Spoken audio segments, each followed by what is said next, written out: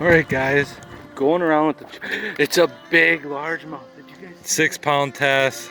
I think it's a big smallie. Oh, we gotta let this guy fight. Alright, so this time out we found some bass.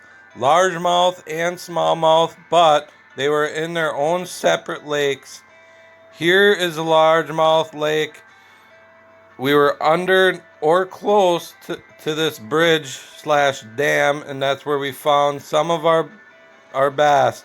We'll put some marks where we caught the bass, so you exactly know where these bass were.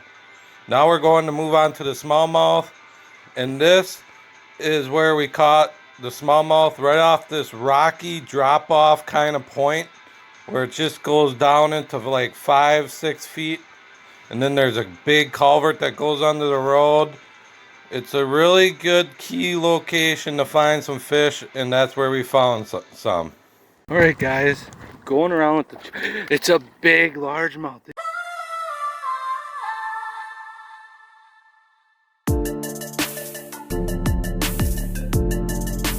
Did you guys see that?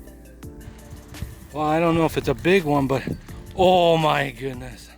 Right into the weeds. Let's not fall off. Let me see you. Oh, right under 14. Oh, that was a nice jump and a nice fight. I don't know if I caught that on the camera, that jump, but ChatterBait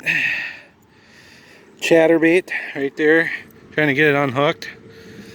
All right, first largie, under 14, probably a 13 incher. Almost there. That's a nicer one. Alright, I was just reeling and then I hit a wall. Another bass. Almost probably the same size. He was right in the rocks, right next to me. He just wants to keep fighting and fighting. I think he's done now. Woo! Oh, easy release. About another 13, 12 incher. Need a bigger one. Oh.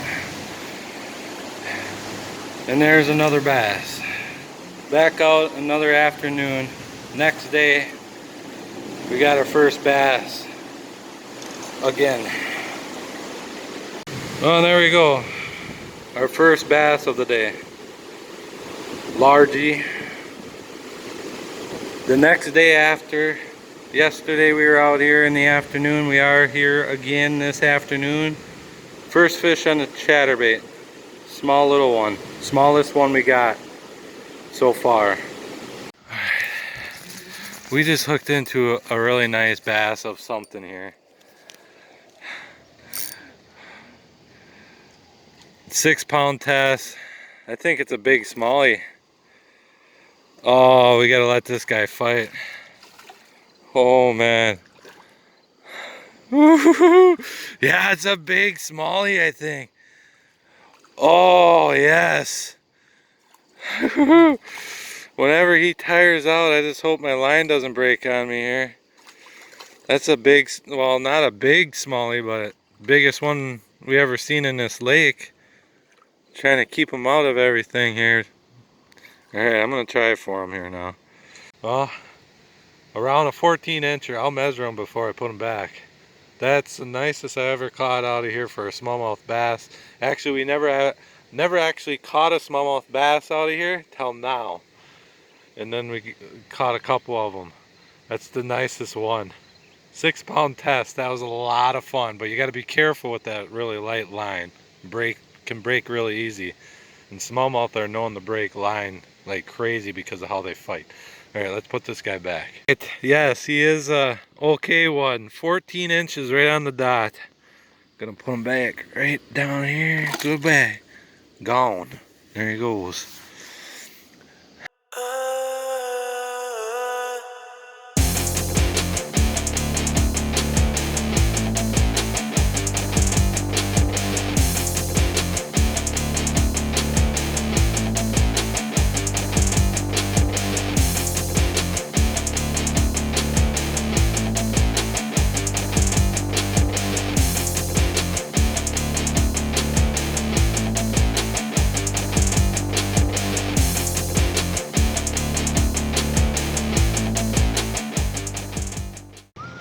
All right, so this time we're out right before the sun's almost hitting the top of the hills in the afternoon, going after crappies. First nice eater one right there.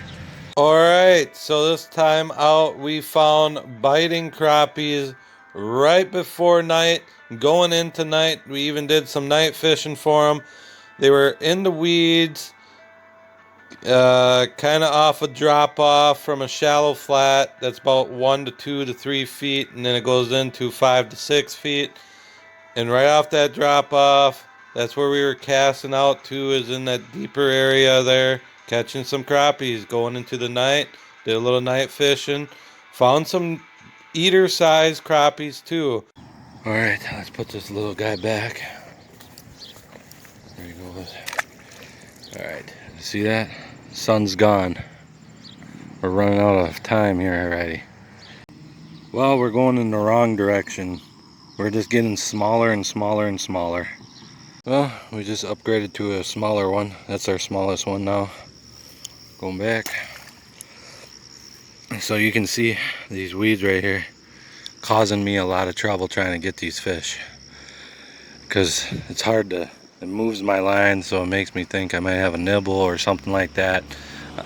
With how I'm just jigging that lure back to me, so when I hit the weed, it kind of bounces and it makes me think I have a bite. I gotta watch the line to tell if I have a bite in that.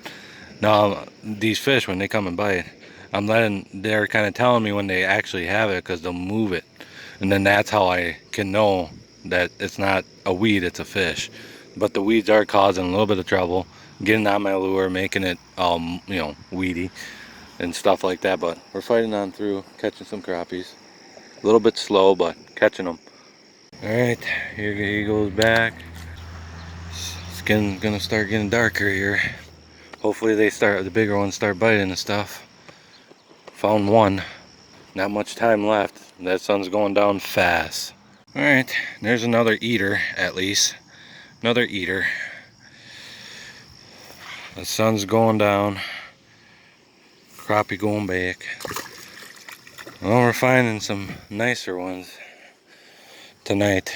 The summer grind is starting to change. The fish are starting to bite again. Let's get them. So there's another one. Another small little crappie. They're getting smaller except bigger. Prime time, of course. This whole time we've been fishing, it's prime time. So let's just keep going. Still have light. We still got some light.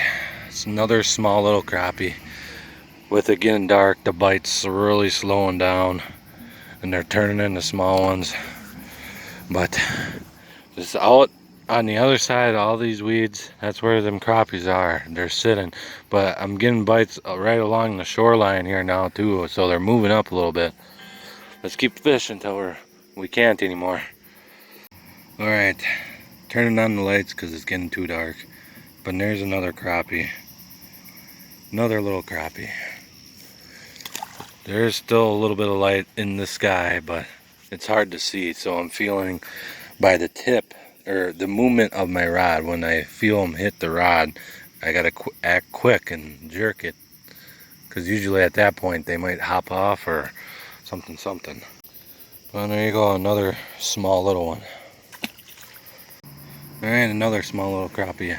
We'll see what happens, but I might stay out a little bit into the night fishing these guys. We might do it. Alright, so this little guy just slammed it. Almost had it all the way down its mouth. Alright, another small one. All the ones I'm catching are all small. So I'm gonna talk here. So right out here, I don't know, right over here, I know we're on a point, and this is where I was one year going after brook trout, and it's about 5 feet right in here, shallow flat. That comes up to like 3 to 2 feet, and then it drops off right over there somewhere into like a 3 and 5 foot, 6 foot hole, you know, going deeper into the lake.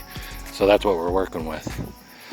But I think it's something to do with the weeds, holding bait, and that's why the crappies are in here. Crappies do like weeds at certain points, so it's not a surprise why we're finding crappies in the weedy kind of areas and stuff. Let's get back to fishing. Alright, I'm gonna give it a little bit more, but I think this might be it. They completely shut off now.